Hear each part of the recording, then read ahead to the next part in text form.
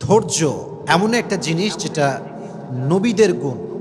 প্রত্যেকটা নবী ধৈর্যশীল ছিলেন, প্রত্যেকটা নবী সবের ছিলেন, প্রত্যেকটা নবীকে আল্লাহ তাআলা শক্তির মতো একটা অসাধারণ ক্ষমতা দিয়েছিলেন।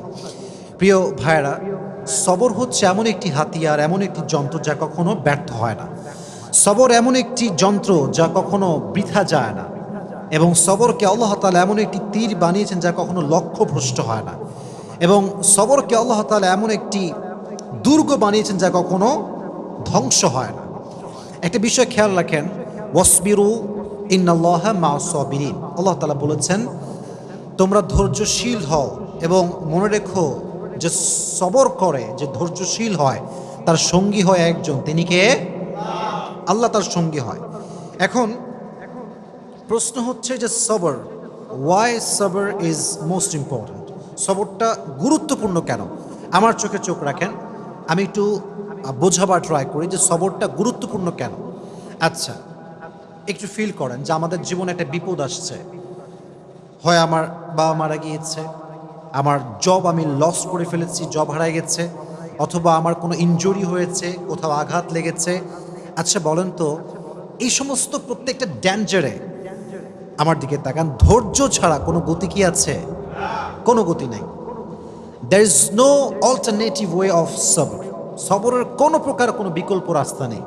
সবর হচ্ছে মুমিনের জীবনের সফলতার সবচেয়েতে বড় হাতিয়ার। তবে আমি আজকে আলোচনাটা একটু লম্বা করব, এই জন্য সবর এটা মেয়েদের জন্য জরুরি, ছেলেদের জন্য জরুরি, সবার জন্য জরুরি। কারণ পরীক্ষা শুধুমাত্র ছেলেদের জীবনেই আসে না, মেয়েদের জীবনেও পরীক্ষা আসে না নাই? একজন মেয়ে যে বিয়ে করেছে, আব্বা আম্মার ঘর সংসার সব ছেড়ে আসছে, এসে দেখছে যার জন্য সব ছেড়ে আসছে সে তার মতো না, স্বামী খারাপ। এরকম মাঝে মাঝে হয় না?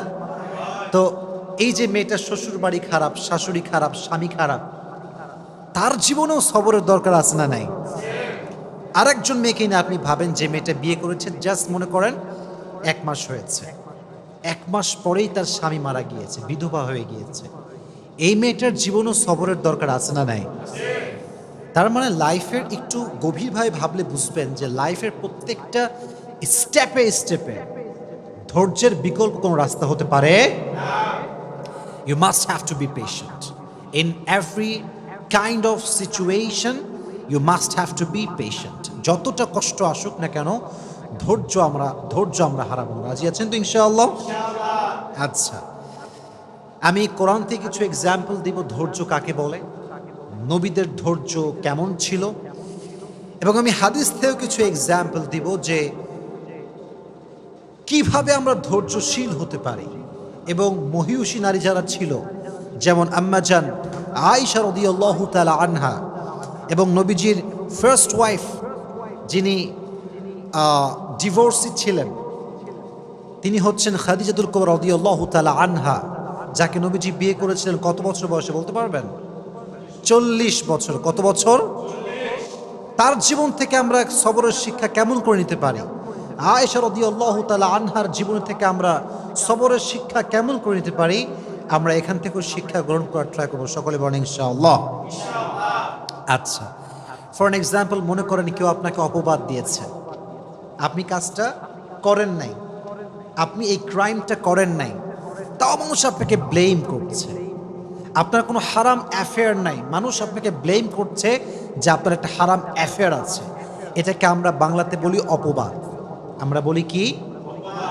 অপবাদ বা তহমত। আমি যেটা করি না সেটা মানুষ আমাকে মনে করে এবং আমাকে ব্লেম করে, এটার নাম হচ্ছে অপবাদ। আমি জাস্ট ছোট্ট একটা হাদিস বলবো।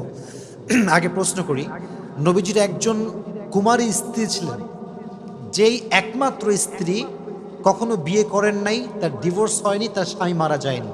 তার নামটা কি প্রিয় ভাইয়েরা? আয়েশা রাদিয়াল্লাহু তাআলা আনহা। ছোট্ট একটা হাদিস শেয়ার করছি। নবীজির মোট স্ত্রী ছিল কয়জন বলেন তো? 11 জন। জোরে বলেন কয়জন? 11 জন। 11 জন স্ত্রীকে নবীজি ঘুরতে নিয়ে যেতেন। তবে এটা একটা সিস্টেম ছিল, লটারি সিস্টেম। নবীজি একটা বাক্সে সবার নাম লিখে রাখতেন, যার নামটা উঠতো তাকে নবীজি ঘুরতে নিয়ে যেতেন। সুবহানাল্লাহ পড়ে। What an amazing system. যার নাম উঠতো তাকে নবীজি নিয়ে ঘুরতে যেতেন। তো একবার নবীজি লটারি করলেন, একটু মনোযোগ দিয়ে শুনতে হবে। লটারি করার পরে আম্মা জানা আয়েশা রাদিয়াল্লাহু তাআলা আনহার নামটা লটারিতে উঠল, নবীজি ঘুরতে নিয়ে গেলেন। এটা একটু লম্বা স্টোরি, বাট আপনাকে মনোযোগ দিয়ে শুনতে হবে, কারণ এখানে একটা অনেক বড় সবরের শিক্ষা আছে। সেই যুগে ঘুরতে যাওয়া হতো মেয়েদেরকে নিয়ে, ওয়াইফদেরকে নিয়ে। এটাকে বলা হতো হাউদাজ, আমরা বলি এটাকে পালকি। আগের যুগে বিয়ে হতো কিসে করে? পালকিতে করে। হাউদাজ এটাকে আমরা আরবিতে বলি পালকি। পালকিতে চড়ে বিয়ে হতো, হতো না? আগের যুগে এটা সিস্টেম ছিল। তো তখনকার যুগে এভাবে পালকিতে চড়ে ঘুরতে নিয়ে যাওয়া হতো। তো আম্মা জান আয়েশা রাদিয়াল্লাহু তাআলা আনহাকে পালকিতে চড়ে নিয়ে যাওয়া হচ্ছে ঘোরার জন্য। তো যখন কাম ব্যাক করবে বাসার দিকে, এক্স্যাক্টলি ওই সময় এসে আম্মা জান আয়েশা রাদিয়াল্লাহু তাআলা আনহার প্রকৃতির চাপে তিনি প্রকৃতির ডাকে সাড়া দেওয়ার জন্য বের হন, মানে পালকি থেকে নামেন। যেটা হয় সেটা হচ্ছে পালকি থেকে নামার পরে উনি একটু দূরে যান প্রকৃতির ডাকে সাড়া দেওয়ার জন্য। এখন মজার বিষয় হচ্ছে আম্মা জান আয়েশা রাদিয়াল্লাহু তাআলা আনহা ছিলেন, she was slim, she was not fat. উনি খুব চিকন ছিলেন, মোটা ছিলেন না, চিকন ছিলেন। চিকন মানুষ কোথাও উঠলেও বোঝা যায় না, নামলেও বোঝা যায় না, কারণ সে স্লিম বডি বিলং করে। মোটারা কোথাও উঠলে দেখবেন মাঝে মাঝে মোটারা রিক্সায় উঠলে রিক্সার জায়গায় থাকে না বসা। তো এটা হচ্ছে বডির ডিফারেন্স। তো কি হলো, উনি যখন প্রকৃতিটাকে সাড়া দেওয়ার জন্য গেছেন, যেই সাহাবি পালকিটা টানছিল, পালকিটা নিয়ে যাচ্ছিল, ওই সাহাবি বোঝে নাই যে আসলেই আম্মা জান আয়েশা উঠেছেন নাকি উঠেন নাই। যেহেতু উনি স্লিম ছিলেন, উঠলেও যা, না উঠলেও উনি নিয়ে চলে আসছে। আম্মা জান আয়েশা রাদিয়াল্লাহু তাআলা আনহা যখন প্রকৃতির ডাকে সাড়া দিয়ে ফিরে আসেন, দেখছেন পালকি নাই। পালকি কোথায়? পালকি আর নাই, পালকি চলে গিয়েছে, কারণ সে ভেবেছে এখানে আয়েশা রাদিয়াল্লাহু তাআলা আনহা আছেন। তো উনি যখন ফিরে আসলেন, দেখলেন পালকি নেই, তখন উনি খুব সবরের সাথে অপেক্ষা করলেন।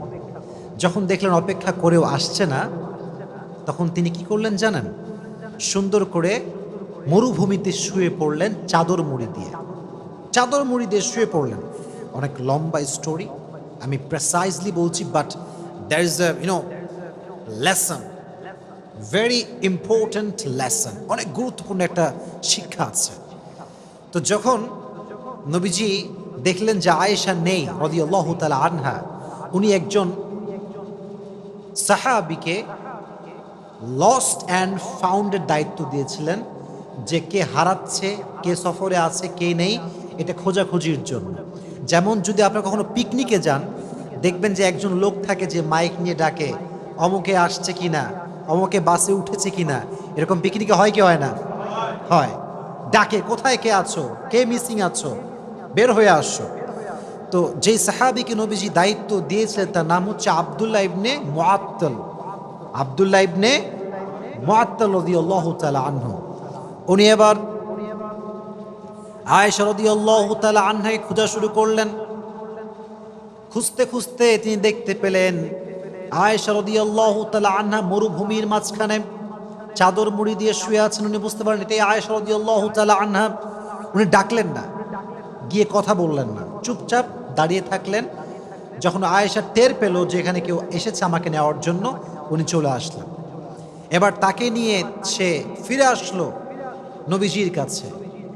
কিন্তু যেহেতু সফরে সবাই ফিরে গিয়েছে বাসাতে, আর সর্বশেষ আব্দুল্লাহ ইবনে মুআত্তাল আম্মা জান আয়েশাকে নিয়ে ফিরে এসেছেন, মুনাফিকদের সর্দার আব্দুল্লাহ ইবনে সালুল সুযোগ পেয়ে গেল। কি সুযোগ? এবার সে ব্লেম শুরু করলো যে আয়েশার সঙ্গে এই সাহাবীর একটা জেনার সম্পর্ক আছে। সকলে বলেন নাউজুবিল্লাহ। পৃথিবীর সবচাইতে সতীত্ববান নারীর উপরে জেনার ব্লেম, কত বড় মারাত্মক জঘন্য অপরাধের ব্লেম। আপনি চিন্তা করতে পারেন কার ব্যাপারে? আপনার ব্যাপারে নয়, আমার ব্যাপারে নয়, সবচেয়ে সতীত্ববান নারী আয়েশা রাদিয়াল্লাহু তাআলা আনহার ব্যাপারে ব্লেম করা হলো যে সে এই সাহাবীর সঙ্গে ওই মরুভূমি থেকে আসার সময় খারাপ কাজ করেছে, অন্যায় করেছে, জেনা করেছে। কিন্তু বিষয়টা আয়েশা জানতেন না যে আমার বিষয়ে এই ব্লেমটা করা হয়েছে। কিন্তু উনি ফিল করলেন যে প্রিয় নবীজি আমাকে আগে যেমন আদর করতেন এখন আর তেমন আদর করেন না, আগে যেমন ভালোবাসতেন